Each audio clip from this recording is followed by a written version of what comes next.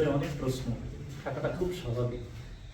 আপনারা জাতির দর্পণ আয়না, আপনারা যেটা বলেন, আপনারা যে তথ্য পেশ করেন, আপনাদের তথ্যের উপরেই অনেক কিছু নির্ভর করে।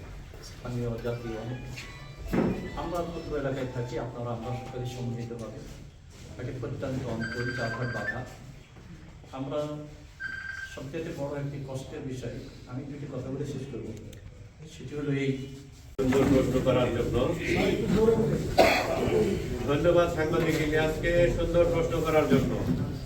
তিনি প্রশ্ন করেছেন যে আমার প্রতিপক্ষ হেভিওয়েট প্রার্থী, এই বিষয়ে আমরা নির্বাচনের কার্যক্রম যখন শুরু করি তখনই বিবেচনায় আমরা নিয়েছি প্রতিপক্ষ অনেক মজবুত, সেটা মাথায় নিয়েই আমরা নির্বাচনের প্রস্তুতিমূলক প্রচারণা করছি। চারঘাট বাঘা বিভিন্ন এলাকায় পাড়া মহল। আরেকটা প্রশ্ন হচ্ছে যে আপনাকে জনগণ ভোট দিবে কি কারণে?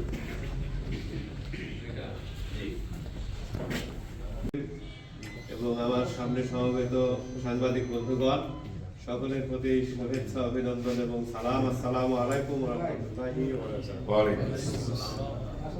দীর্ঘদিন পরে আপনাদের সাথে মত বিনিময় সভায় উপস্থিত হতে পেরে আমি খুবই আনন্দিত এবং উৎফুল্ল বোধ করছি।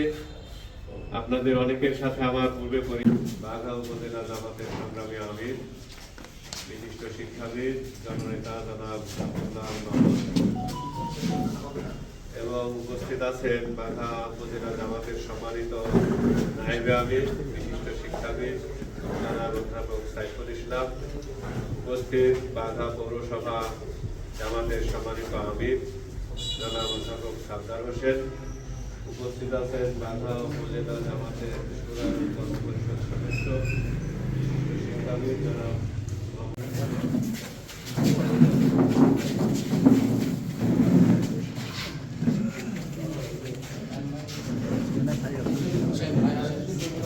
ভিডিও নিয়ে না, দিচ্ছে না, ভিডিও নিয়ে না।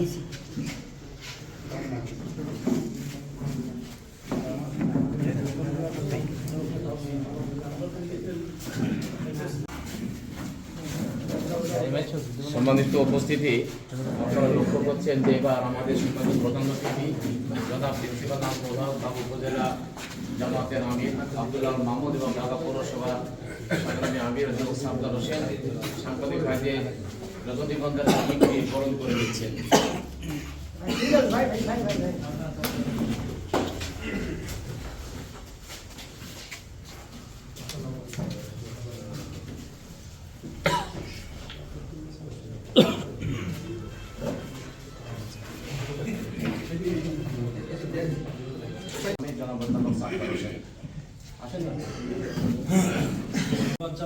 আমি আমার পক্ষ থেকে স্বাগত বক্তব্য শেষ করছি। আসসালামু আলাইকুম ওয়া রাহমাতুল্লাহি ওয়া বারাকাতুহু। পক্ষ থেকে আপনাদেরকে মোবারকবাদ জানাচ্ছি যে আমাদের আহ্বানে আপনারা আপনাদের মূল্যবান সময় ব্যয় করে এখানে সাড়া দিয়েছেন, উপস্থিত হয়েছেন।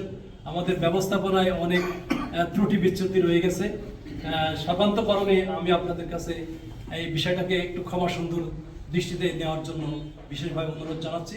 পরিশেষে আমি আবারও আপনাদের আগামী দিনের পথ চলা সহজ সুন্দর হোক এই আশাবাদ ব্যক্ত করছি।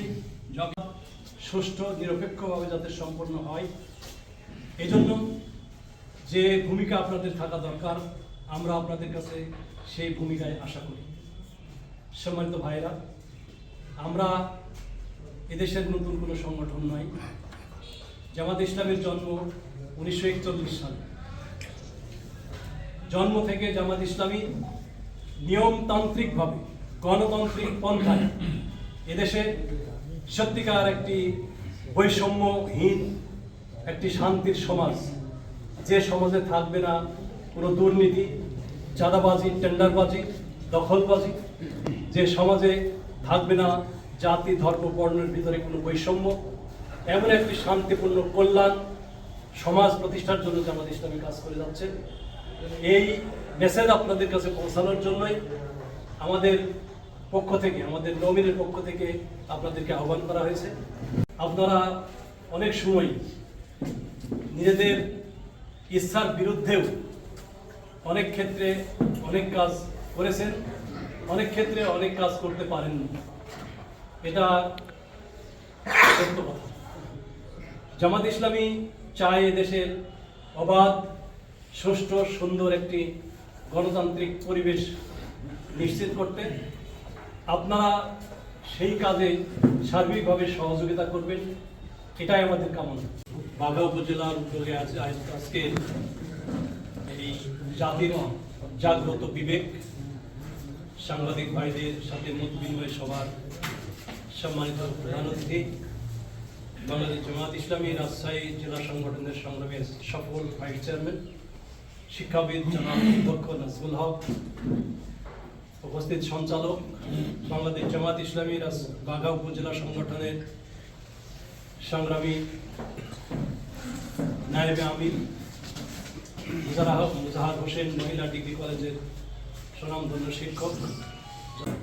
আগামী 2026 যে জাতীয় নির্বাচন অবাধ, সুষ্ঠু এবং নির্বিঘ্নে নিশ্চিত হয়